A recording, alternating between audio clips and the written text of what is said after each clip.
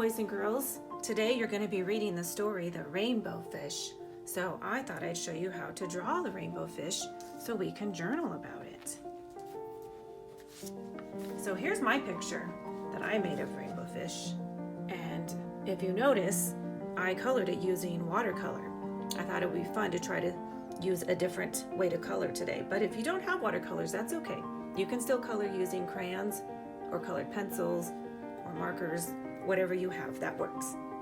Now, if you are going to use watercolor, I need you to understand that you're going to have to use a permanent marker or a black crayon or a pencil. If you use washable marker and you go to use watercolor with washable marker, it's all going to blend and smear together. So I just want you to remember that if you are going to watercolor. So we're going to get started with our picture. The first thing we're going to do is we're going to make an oval, and that's going to be the body of rainbow fish. And we're using this page, the whole page, because we want to make sure we have enough space to make all of the details and scales on rainbow fish. I want to make sure we have enough space and that our fish is big enough. Okay, the next line we have to do is over here, and this is going to be part of the tail. And we have to go on this part, and we have to draw a line out towards this corner. Don't go all the way to the corner, just go towards that corner. And we're going to do the same thing on this side. Draw a line towards that corner right there. And now we're going to connect the ends of these lines with a wavy, curvy line, like that. And we have to give some details. So we're just going to draw some straight lines, and you can make your lines closer together or farther apart. It's up to you. This is your picture. Next, we're going to make a fin on top, and a fin is just a curved line, kind of like a rainbow. And we're going to give it some lines again. And we're going to do the same thing at the bottom. And more lines. Okay, now we're ready to make the scales. And the scales can be a little bit tricky and challenging, but I'm going to try my best to explain it to you so that you understand what to do. So we're going to start making our lines going down. We have to leave an empty spot in the front for rainbow fish's face. So we're going to start right here, and we're going to make what looks like a big number 3. Do you see that? Those are the kinds of lines we need, the lines that we use when we make the number 3. But we're going to keep making those lines until we reach the other side. Now I'm going to turn the page so that you can see what we're going to do to make the rest of the scales. When I look at these lines, they kind of remind me of a bunch of hills side by side. And I want you to notice where the top of the hill is.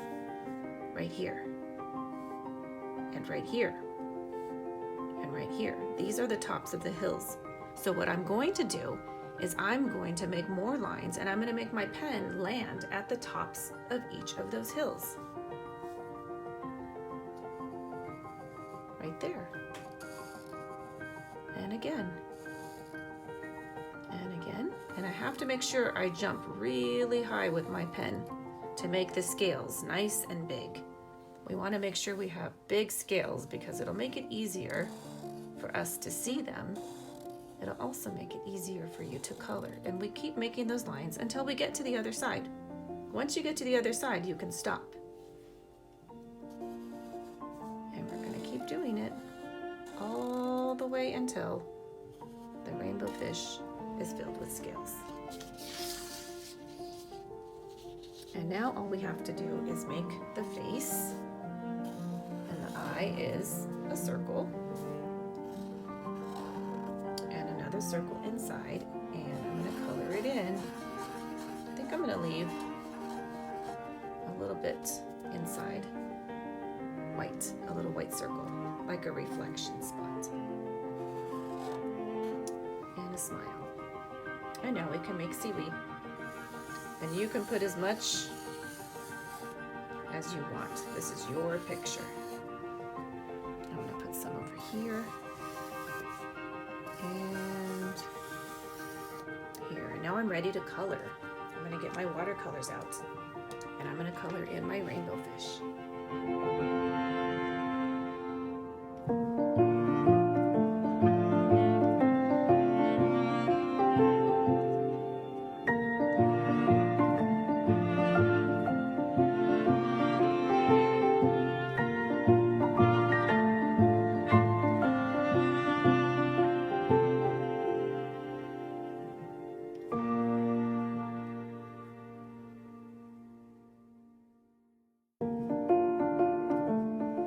I'm finished painting my rainbow fish, but I had an idea.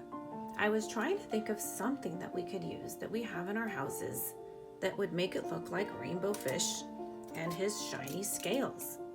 And so I found a piece of foil in my kitchen, and I was gonna see if I can try to cut the foil into the shape of one of the scales and glue it down. So I have my scissors, and I'm going to do a curved line, and a grown-up at your house can help you with this because it's not that easy to cut foil. Let's see how I did. I think I might be able to fit it right there on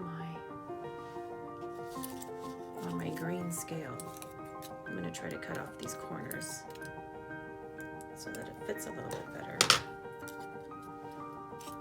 And I can put it right in there.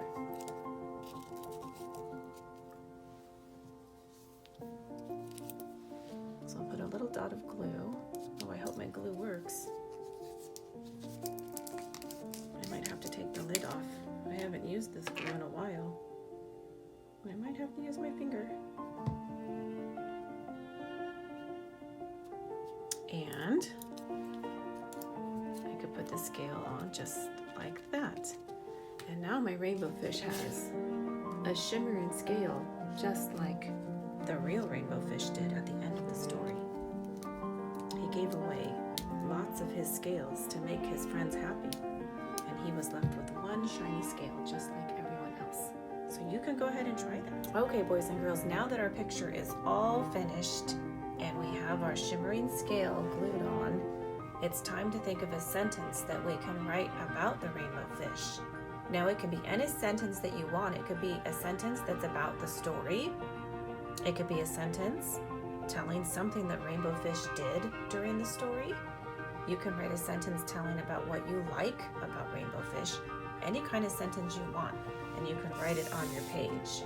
Now remember, when you're writing your sentence, I want you to try to spell the words on your own. Keep in mind, you can use the sight words that we've learned in the past, and you can use your sight word list to help you spell words in your sentence. But I want you to try to spell the other words all by yourself. Now remember to start the sentence with a capital letter, and to put spaces between your words, and to end your sentence with a period. Take a picture. I want to see this.